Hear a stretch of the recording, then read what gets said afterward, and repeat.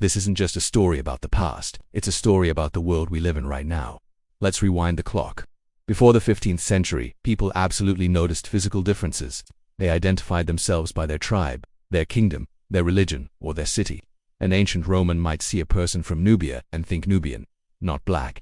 An ancient Celt might see someone from the Mediterranean and think Roman, not white. Their identity was tied to culture, language, and geography. The concept of dividing all of humanity into a few distinct racial categories based on skin color just wasn't a thing. So, what changed? The simple, brutal answer is money. In the mid-1400s, Portuguese explorers began sailing down the coast of West Africa. They were looking for a trade route to Asia, but they found something else they could profit from: people. At first, they captured and enslaved Africans, along with Slavic people from Eastern Europe. In fact, the very word slave comes from Slav. But as they established sugar plantations on islands like Snowtome, their demand for labor skyrocketed. Africa was geographically convenient, and its diverse kingdoms were unfortunately vulnerable to European firearms and deceptive trade practices. A horrific new economic system was being born, and it needed a justification. This is where the invention of race truly begins. How do you justify enslaving millions of people, treating them as property, and subjecting them to unimaginable cruelty? You have to create an ideology, a story that makes the unthinkable seem natural, even necessary. European thinkers, philosophers, and scientists, people we often celebrate for other reasons, began to construct a new hierarchy of humanity. They started publishing theories that divided people into distinct races. And surprise, surprise, in their hierarchy, the white European race was always at the top, deemed the most intelligent, civilized, and worthy of power. Africans, on the other hand, were placed at the very bottom. They were falsely portrayed as savage, unintelligent, and subhuman. It was a vicious, self-serving lie. Religion was twisted to support it, with passages from the Bible taken out of context to suggest that Africans were destined for servitude. Science, or what passed for it at the time, was also weaponized. So-called scientists measured skulls and invented elaborate theories to prove the biological inferiority of African people. This wasn't real science. It was pseudoscience designed to provide a moral green light for the horrors of chattel slavery. It was a way for slave traders and plantation owners to look at their fellow human beings chained in the belly of a ship and see not a person, but cargo. This ideology of race was absolutely essential for the transatlantic slave trade to scale up and last for 4 centuries. It allowed generations of Europeans and Americans to participate in or benefit from a system of brutal exploitation while telling themselves they were the good guys. The logic was circular and deadly. People were enslaved because they were seen as inferior, and their condition as slaves was then used as proof of their inferiority.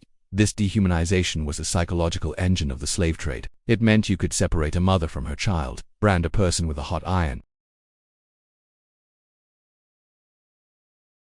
Let's be clear about what this trade actually was. Over a period of about 400 years, an estimated 12.5 million African men, women, and children were forcibly captured and loaded onto ships. The journey across the Atlantic, known as the Middle Passage, was a nightmare.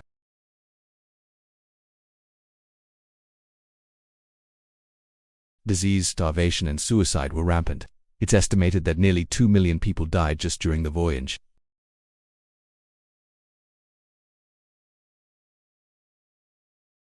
Once in the Americas, in Brazil, the Caribbean, and North America, their lives were defined by forced, unpaid labor, usually on vast plantations growing sugar, cotton, or tobacco.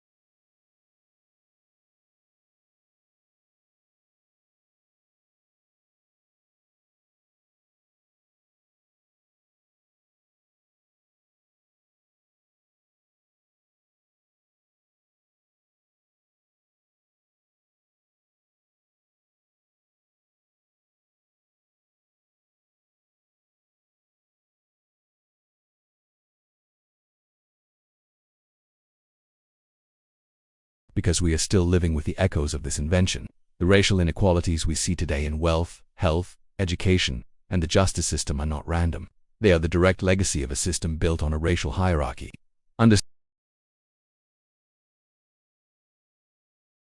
It means that the divisions that have been used to cause so much harm are not natural or permanent. They were created by people, and they can be dismantled by people. The story of the transatlantic slave trade and the invention of race is a dark chapter in human history, but it's one we must confront. By seeing how these ideas were constructed, we can learn how to deconstruct them. It starts with recognizing the shared humanity in everyone, regardless of what they look like or where their ancestors came from. It's about challenging the old lies and building a future where the value of a person is never again determined by a manufactured concept like race. Thank you so much for watching. If this video gave you a new perspective, please hit the like button and share your thoughts in the comments below. Let's keep this important conversation going. See you next time.